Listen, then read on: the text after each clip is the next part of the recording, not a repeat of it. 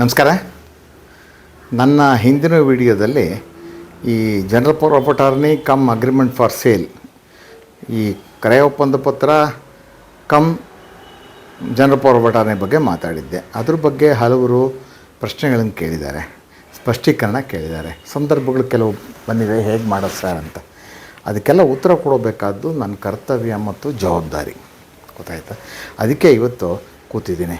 ಈಗ ಕಾನೂನಲ್ಲಿ ನಿಮಗೆ ಗೊತ್ತಿದೆ, ಯಾವುದೋ ಒಂದು ಆಗುತ್ತೆ ಬರುತ್ತೆ ಅಂದರೆ ಅದಕ್ಕೆ ಕಾನೂನಿನ ತಳಹದಿಯ ಮೇಲೆ ಒಂದು ಕಾರಣ ಕೊಡಬೇಕು. ನಾವು ಬರಲ್ಲ ಆಗಲ್ಲ ಅಂದರೆ ಯಾಕೆ ಅಂತ ಕಾರಣ ಕೊಡಬೇಕು.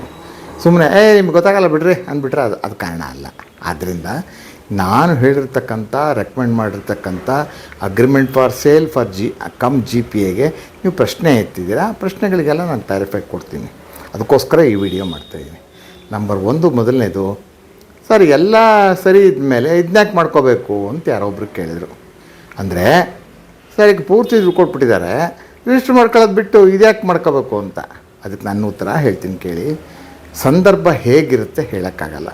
ಕೆಲವು ಕಡೆ ಏನಾಗುತ್ತೆ, ಯಾವುದೋ ಒಂದು ದಾಖಲೆ ಬೇಕಾಗಿರುತ್ತಪ್ಪ, 11 ಸ್ಕೆಚ್ ಬೇಕಾಗಿರುತ್ತೆ, ಟೈಮ್ ಹಿಡಿಯುತ್ತೆ.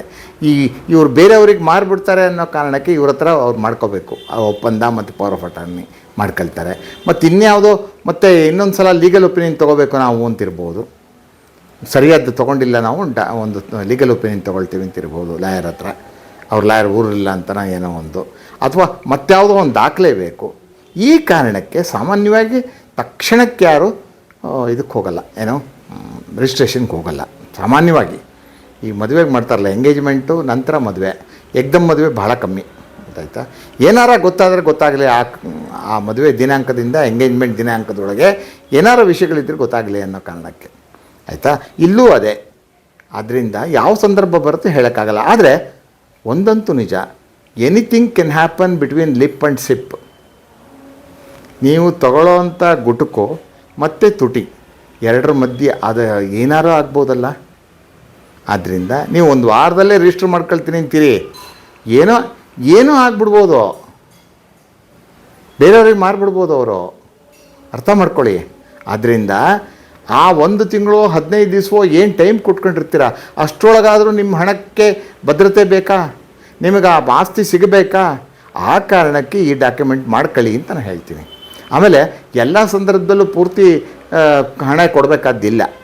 ನೀವು ಹೇಳೋದು ಕರೆಕ್ಟ್, ಒಂದು ಅರ್ಧದಲ್ಲಿ ಕರೆಕ್ಟು, ಪೂರ್ತಿ ಹಣ ಕೊಡಬೇಕಾದ್ದಿಲ್ಲ. ಬೇಕಾದ್ರೆ ಅರ್ಧ ಹಣ ಕೊಟ್ಟು, ಮುಕ್ಕಾಲು ಹಣ ಕೊಟ್ಟು, ಸ್ವಲ್ಪ ಅವರು ಕಮಿಟ್ ಆಗೋ ಥರ. ಈಗ 10 ಲಕ್ಷ ರೂಪಾಯಿ ಆದರೆ, ಒಂದು ಸುಮ್ಮನೆ ಉದಾಹರಣೆಗೆ ಹೇಳೋದು, 5 ಲಕ್ಷ ಕೊಡೋದಪ್ಪ ಮಾಡಿಕೊಡೋದು. ಆಗಲೂ ಕೂಡ ಪವರ್ ಆಫ್ ಅಟಾರ್ನಿ ಇರೋಕಬಲ್ಲೇ ಆಗುತ್ತೆ, ರದ್ದುಪಡಿಸಲಾಗದೇ ಆಗುತ್ತೆ. ಯಾಕಂದರೆ 5 ಲಕ್ಷ ಕೊಟ್ಬಿಟ್ಟಿರ್ತೀರ, ಗೊತ್ತಾಯ್ತಾ? ಈ ರೀತಿಯಲ್ಲಿ ನೀವು ಕಮ್ಮಿ ಕೊಟ್ಕೊಂಡು ಆಮೇಲೆ ತುಂಬ ದಿನ ಟೈಮ್ ಕೊಟ್ಕೊಳ್ತೀರಪ್ಪ. ಕೆಲವು ಸಲ ವರ್ಷಗಟ್ಟಲೆ ಕೊಟ್ಕೊಳ್ತೀರ, 1-2 ವರ್ಷ. ಅಲ್ಲಿ ನೀವು ಇದೇ ಹಾಕಿರಲ್ಲ, ಇಷ್ಟು ದಿವಸದೊಳಗೆ ಆಗಬೇಕು ಅಂತ ಹೇಳಿರಲ್ಲಪ್ಪ, ಏನು ಮಾಡೋದು? ಹೌದಾ? ಆದ್ದರಿಂದ ಇಂಥ ಸಂದರ್ಭಗಳಲ್ಲಿ ಈ ಯಾವುದೋ ಕ್ರಯ ಒಪ್ಪಂದ ಪತ್ರ ಮತ್ತು ಜಿ ಪಿ ಎ ನಿಮ್ಮ ಕೆಲಸಕ್ಕೆ ಬರುತ್ತೆ.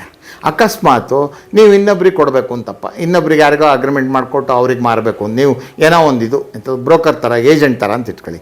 ಆಗಲಾದರೂ ನೀವು ಬೇರೆಯವ್ರಿಗೆ ಮಾಡಿಕೊಡ್ಬೋದಾ? ಒಂದು 6 ತಿಂಗಳು, ವರ್ಷದ ಮೇಲೆ, ಅಥವಾ 6 ತಿಂಗಳೊಳಗೆ.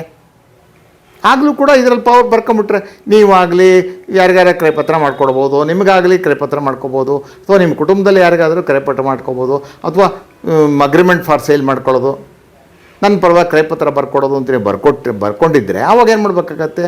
ಬಾಕಿ ಹಣ ಪ್ರಿನ್ಸಿಪಾಲಿಗೆ ಅಥವಾ ಮಾಲೀಕರಿಗೆ, ಮಾರೋರಿಗೆ ಕೊಡಬೇಕಂತಿದ್ರೆ ಅದು ಕೊಟ್ಬಿಟ್ಟು, ಅವ್ರು ಇಲ್ಲದೆ ಹೋದ್ರೆ ವಾರಸ್ದಾರಿ ಕೊಟ್ಬಿಟ್ಟು ನಿಮ್ಮ ಕೆಲಸ ನೀವು ಮಾಡ್ಕೋಬೋದು.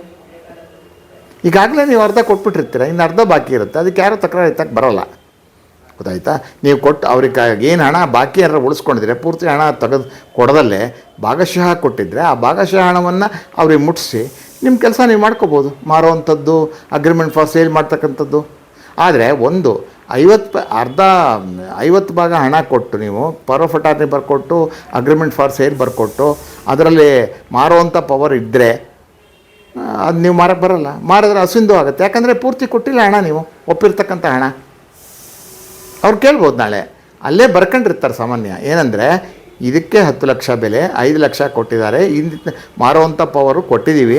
ಆದರೆ ಅವರಿಗೆ ಸಂಪೂರ್ಣ ಅಧಿಕಾರ ಬರಬೇಕಾದರೆ ಬಾಕಿ ಇರ್ತಕ್ಕಂಥ 50% ಕ್ರಯದ ಹಣವನ್ನು ಕೊಡಬೇಕು. ಕೊಟ್ಟು ಅವರು ಮುಂದುವರಿಬೇಕು. ತಮಗೆ ಮನಸ್ಸಿಗೆ ಬಂದ ಹಾಗೆ ಅಥವಾ ತಮ್ಮ ತೀರ್ಮಾನದಂತೆ ಅವ್ರು ನಡ್ಕೊಳ್ಳಲು ಬದ್ಧರಿರುತ್ತಾರೆ ಅಥವಾ ಸ್ವತಂತ್ರರಿರ್ತಾರೆ ಅಂತ ಬರ್ಕೋಬೋದು.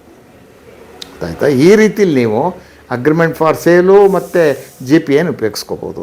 ಯಾವಾಗ ಏನು ಸಂದರ್ಭ ಬರುತ್ತೆ, ಕೆಲಸ ನಮಗೆ ಗೊತ್ತಿರಲ್ರಿ, ಅನ್ಫೋರ್ಸಿನ್ ಅಂತೀವಿ ನಾವು, ನಿರೀಕ್ಷಣೆ ಮಾಡದಿರೋ ಸಂದರ್ಭ ಬರುತ್ತಪ್ಪ, ಏನು ಮಾಡ್ತೀರಾ? ಮತ್ತು ಇನ್ನೊಂದು, ಸ್ವಾಧೀನ ಕೊಟ್ಟುಬಿಟ್ಟಿದ್ರೆ ನೀವು ಭಾಳ ಒಳ್ಳೆಯದು, ಸ್ವಾಧೀನದಲ್ಲಿ ಇರ್ತೀರ, ಕಾನೂನುಬದ್ಧ ಸ್ವಾಧೀನ. ಗೊತ್ತಾ? ಅವ್ರೇನಾರ ಬಂದರೆ ನೀವು ಇಂಜೆಕ್ಷನ್ ತೊಗೋಬೋದು, ಅವ್ರ ಮೇಲೆ ಬರದೇ ಇರ್ತಾರೆ. ಇಲ್ಲ ಕೊಟ್ಟಿದ್ದಾರೆ, ಇಲ್ಲ 50 ಪೈಸೆ ಕೊಟ್ಟಿದ್ದೀವಿ, ಸ್ವಾಧೀನ ಕೊಟ್ಟಿದ್ದಾರೆ, ರಿಜಿಸ್ಟರ್ ಆಗಿದೆ, ಇನ್ನು 50 ಪೈಸೆ ಕೊಡೋಕೆ ರೆಡಿ ಇದೀವಿ ಅಂತ ಕೊಟ್ಬಿಟ್ರೆ ಆಯ್ತಪ್ಪ. ಇಲ್ಲ ಕೋರ್ಟಲ್ಲಿ ಡಿಪಾಸಿಟ್ ಮಾಡಿ ಕೇಸ್ ಹಾಕಿದ್ರೆ ಆಯಿತು. ಇಲ್ಲ ಪವರ್ ಆಫ್ ಅಟಾರ್ನಿ ಇದೆಯಲ್ಲ, ಕಳಿಸ್ಬಿಟ್ರೆ ಮುಗಿದೋಯ್ತು. ಅವರಿಗೆ ರಿಜಿಸ್ಟರ್ ಪೋಸ್ಟಲ್ಲಿ ಅಥವಾ ಅವ್ರ ಅಕೌಂಟಿಗೆ ಆನ್ಲೈನಲ್ಲೇ ರೆಮಿಟೆನ್ಸ್ ಮಾಡಿಬಿಡೋದಪ್ಪ, ದುಡ್ಡನ್ನು 5 ಲಕ್ಷ ಕಳಿಸ್ತಾ ತಗೊಳ್ಳಿ ಅಂತ. ಅವ್ರಿಗೆ ಮುಟ್ತು, ಅವ್ರ ಬ್ಯಾಂಕ್ ಕ್ರೆಡಿಟ್, ಅವ್ರು ಆ ಖಾತೆಗೆ ಕ್ರೆಡಿಟ್ ಆಯಿತು ಅಂದರೆ ಮುಗ್ದೋಯ್ತು, ನಿಮಗೆ ಹಕ್ಕು ಬಂತಲ್ಲ. ಇನ್ನು ಬಾಕಿ ಪೂರ್ತಿ ಕೊಟ್ಟಂಗೆ ಆಯ್ತಲ್ಲ, 50 ಪೈಸೆ ಕೊಟ್ಟಿದ್ರೆ 50 ಪೈಸೆ ಕೊಟ್ಟಂಗೆ ಆಗುತ್ತೆ, ನಿಮ್ಗೆ ಹಕ್ಕು ಬಂದುಬಿಡ್ತು.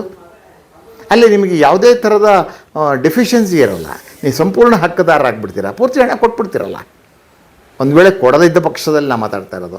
ಪೂರ್ತಿ ಹಣ ಕೊಟ್ಟಿದ್ರೆ ಏನು ತೊಂದರೆ ಇಲ್ಲ. ಪೂರ್ತಿ ಹಣ ಕೊಟ್ಬಿಟ್ಟು ಎಷ್ಟೋ ದಿವಸ ಕಾಯಬೇಕು ಅಂತ ಬರ್ಕೊಂಡಿದ್ರೆ, ಅಥವಾ ಈ ದಾಖಲೆ ಬರಬೇಕು, ಆ ದಾಖಲೆ ಬರಬೇಕು, ಇನ್ಯಾರೋ ಒಬ್ಬರು ಸೈನ್ ಹಾಕಬೇಕು, ಅವ್ರು ಇಲ್ಲ ಅಂತನೋ ಏನೋ ಒಂದು ಸಾಕ್ಷಿಗೆ, ಗೊತ್ತಾಯ್ತಾ? ಆದ್ದರಿಂದ ಈ ರೀತಿಯಲ್ಲಿ ನೀವು ಸಂದರ್ಭಗಳಿಗೆ ಅನುಗುಣವಾಗಿ, ಸಂದರ್ಭಕ್ಕೆ ಪೂರಕವಾಗಿ, ನಿಮ್ಮ ಅವಶ್ಯಕತೆಗಳಿಗೆ ಅನುಗುಣವಾಗಿ ತಮ್ಮ ಹಣ ಭದ್ರವಾಗಿರಬೇಕು ಮತ್ತು ನಾನು ಬಯಸಿರ್ತಕ್ಕಂಥ ಆಸ್ತಿ ನಾನು ಕೊಳ್ಳಬೇಕು, ಖರೀದಿ ಮಾಡಬೇಕು, ಅದು ನನ್ನದಾಗಬೇಕು ಅನ್ನುವ ಉದ್ದೇಶ ಇದ್ದ ಪಕ್ಷದಲ್ಲಿ ಸಂದರ್ಭಕ್ಕೆ ತಕ್ಕಂತೆ ನಿರ್ದಿಷ್ಟ ಷರತ್ತುಗಳನ್ನು ಅಗ್ರಿಮೆಂಟ್ ಫಾರ್ ಸೇಲು ಅಂದರೆ ಕ್ರಯ ಒಪ್ಪಂದದಲ್ಲಿ ಮತ್ತು GPA ಅಧಿಕಾರ ಪತ್ರದಲ್ಲಿ ಬರ್ಕೊಂಡು ನೀವು ಈ ರೀತಿ ನಿಮ್ಮ ಕೆಲಸಗಳನ್ನು ಮಾಡ್ಕೋಬೋದು.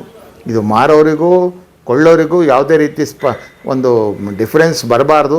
ಆದ್ದರಿಂದ ಎಲ್ಲ ಅಂಶಗಳನ್ನು ಒಪ್ಪಿಕೊಂಡು ಅದನ್ನು ಬರವಣಿಗೆಗೊಳಿಸಿದರೆ, ಗೊತ್ತಾಯ್ತಾ, ಆವಾಗ ಯಾರಿಗೂ ತೊಂದರೆ ಆಗಲ್ಲ. ಕೋರ್ಟಲ್ಲಿ ಜಡ್ಜು ಕೂಡ ತಲೆ ಕರ್ಕೋಬೇಕಾದ್ದಿಲ್ಲ, ಗೊತ್ತಾಯ್ತಾ? ಈ ರೀತಿಯಲ್ಲಿ ನೀವು ಈ ಡಾಕ್ಯುಮೆಂಟ್ಗಳನ್ನು ಒಂದೇ ಪತ್ರದಲ್ಲಿ power of attorney, agreement for sale ಮಾಡಿಕೊಂಡು ತಾವು ಕ್ರಯ ಮಾಡೋದಕ್ಕೆ ಮುಂದುವರಿಬೋದು ಅನ್ನುವಂಥ ಮಾತನ್ನು ಮತ್ತೊಮ್ಮೆ ಹೇಳ್ತಾ ನನ್ನ ಮಾತು ಮುಗಿಸ್ತಾ ಇದ್ದೀನಿ. ನಮಸ್ಕಾರ.